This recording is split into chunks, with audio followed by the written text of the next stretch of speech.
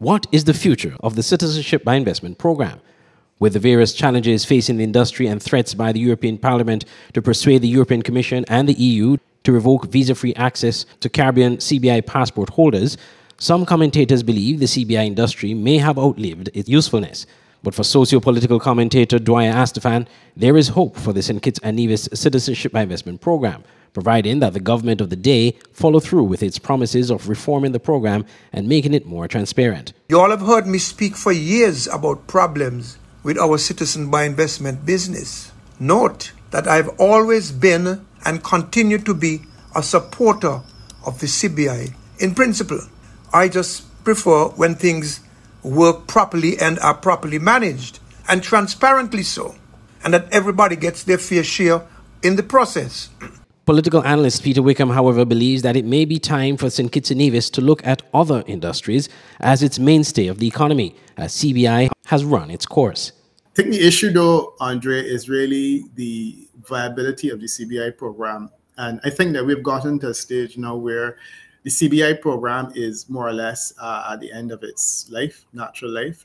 My feeling is that it has gone from a situation where it was extremely beneficial to St. Kitts and Nevis. Remember, CBI pulled St. Kitts and Nevis out of the clutches of the International Monetary Fund in record time because it generated that much money.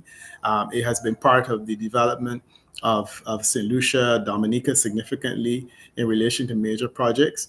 The reality, however, is that CBI has been shrouded with controversy relating to questions of due diligence, suggestions of corruption, decisions as to who should sell and at what price they should sell, because you would, of course, appreciate that there are various perspectives in different islands regarding the price setting for the CBI. And then in the meantime, you have a situation where entities like the United Kingdom and Europe are raising concerns about the extent to which these passports are giving people access to their countries, and they are concerned about that matter. The Canadians, of course, they've expressed their concern years ago.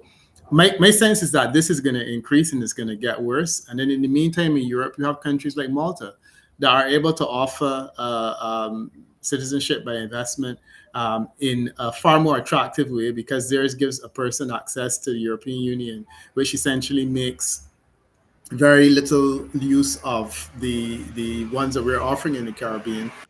There is also the question of whether or not St. Kitts and Nevis made the best of CBI earnings. On this subject, Mr. Astafan and Mr. Wickham have differing views. You all have heard me express the opinion that the people of this country have been given generally a bad deal with regard to the benefits from the CBI, and that individuals have profited massively while our people's share has been cut short.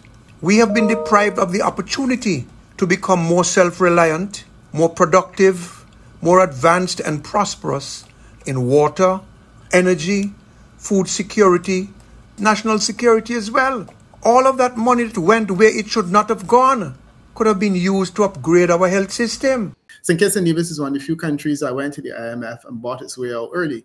That was a significant achievement, and it was largely on the back of money that was generated by this Citizenship by Investment program. Now, the question is, buying yourself out of debt, is that a good way to use the money? And I think that that's something that economists will have to answer. But I certainly don't think that the CBI has done badly by St. Kitts and Nevis. And I think that however we look at it, we would have to say, you know, it was a significant contribution to development. St. Kitts' economy among the OECS is certainly doing quite well. Certainly one of the better performing economies in the OECS. And a lot of that has to do with the level of investment locally.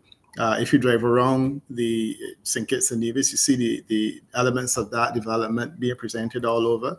St. Kitts and Nevis, Kittitians and divisions pay no tax, which is, again, unusual in the context of the OECS. So I think that all objective analyses would argue that some good has been done by the CBI.